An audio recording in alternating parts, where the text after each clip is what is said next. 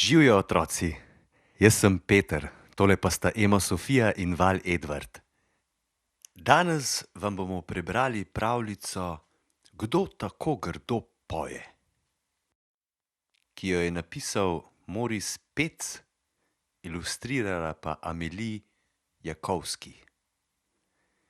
Takole gre. Nekega večera je ježka Maksa pot zanesla mimo hišice sredi gozda. Skozi odprto okno je bilo slišati čudovito petje, ki ga je povsem prevzelo. Ko je petje potihnilo, se je ves očaran odpravil proti domu. To je bilo pa zares čudovito, je zavzdihnil Maks in pomislil, da bi tudi sam rad tako lepo pel. Saj še nikoli nisem poskusil, si je mislil in za trenutek postal v mesečini. Potem pa se je najprej dobro odkašljal, nato pa razprl roke in začel peti. Bleda luna se smeji in kaže pot na vse strani, tra la la la la la la. Kaj pa je to za en hrup? Je nenadoma zaslišal nejevolen glas in še preden se je utegnil umakniti, je vanj priletel lešnik. Pa saj samo pojem, je bil osupel Maks. Ti ne poješ, ampak tuliš, je bila ogorčena veverica, ki bi rada v miru spala. In če vprašaš mene, potrebuješ pevske vaje, kajti tole je zvenelo zares grozno. Ni bila prav nič prizanesljiva veverica. Maksa so njene besede povsem potrle. Pevske vaje, je bil užaljen. Pa saj sem vendar jež. Toda, ko je dobro razmislil, se mu veveričina ideja sploh ni zdela tako slaba. Naj pomislim, kdo v gozdu najlepše poje? Seveda, gospod Slavec. In je hitro, kolikor so ga nesle noge, odhitel gospodu Slavcu, da bi ga naučil pevskih veščin. Gospod Slavec ga je prijazno sprejel. Najprej nekaj zapoj, ga je prosil, in Maks je zapel pesem o luni. Bleda luna se smeji in kaže pot na vse strani. Gospod Slavec se je ob njegovem petju skoraj prevrnil s stola. Tole zveni, se mu je zatikalo v kljunu, kajti za Maksovo petje res ni našel ustreznih besed. Namreč bilo je milo rečeno grozno. A kako naj mu to pove, da ga ne bo preveč prizadel?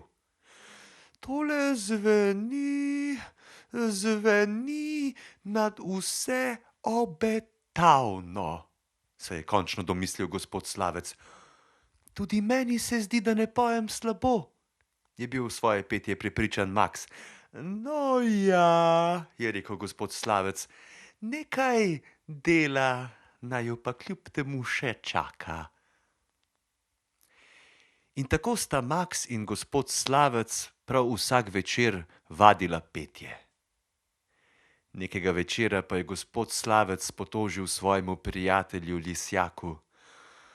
Preprosto ne zmorem več.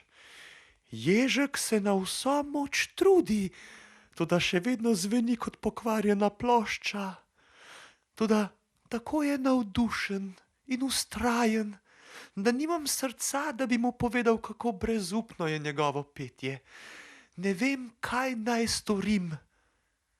Kaj pa, če bi ga vključil v pevski zbor? Mu je predlagal Lisjak. Maks bo tako lahko pel, njegovo petje pa v zboru sploh ne bo izstopalo. Odlična ideja, je bil navdušen Slavec. Potem se je kar takoj lotil dela in v zbor povabil še ostale živali. A glej ga zlomka, zaradi Maksa in njegovega petja se skoraj nihče ni hotel pridružiti zboru. Nazadnje je pristal le volk, vran in jelen.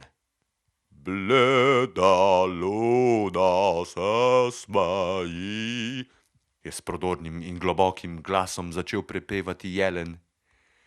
in kaže pot, se mu je s tuljenjem in zavijanjem pridružil volk. na vse strani, je zraven pritegnil še vran, da je zvenelo še bolj grozno. Maks pa je, ne da bi se kaj dosti menil za ostale tri, neutrudno prepeval tra la la la la la la. Gospod Slavec je bil zaradi takšnega petja popolnoma obupan in izčrpan. Še pred koncem učne ure je imel vsega vrh glave. Dragi moji, jih je prekinil Slavec, resnično mi je žal, da vam moram povedati, da nimate posluha. Zelo ste se trudili, toda je že tako, da vsak pač ne more peti. Živali so ga ob teh besedah razočarano pogledale. Ježek Maks pa ni izgubljal upanja. Kaj pa, če bi vseeno rad pel? Petje me tako osrečuje. mene tudi, so pohiteli tudi ostali. Gospod Slavec pa je samo zmajeval z glavo. Mogoče pa pojemo napačnim poslušalcem.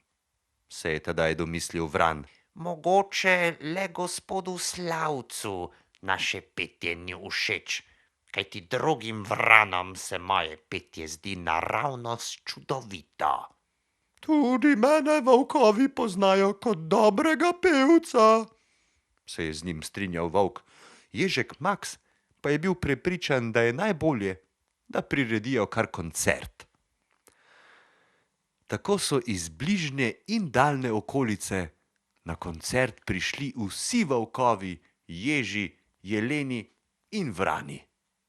Neizmerno so uživali v petju pevskega zbora in vedno znova so hoteli poslušati pesem o luni. Nastopajoči pevci z Maksom na čelu pa so bili nadvse ponosni na svoje petje. Koncert je bil zares uspešen. Naslednjega dne pa se je Maks spet odpravil k hišici sredi gozda.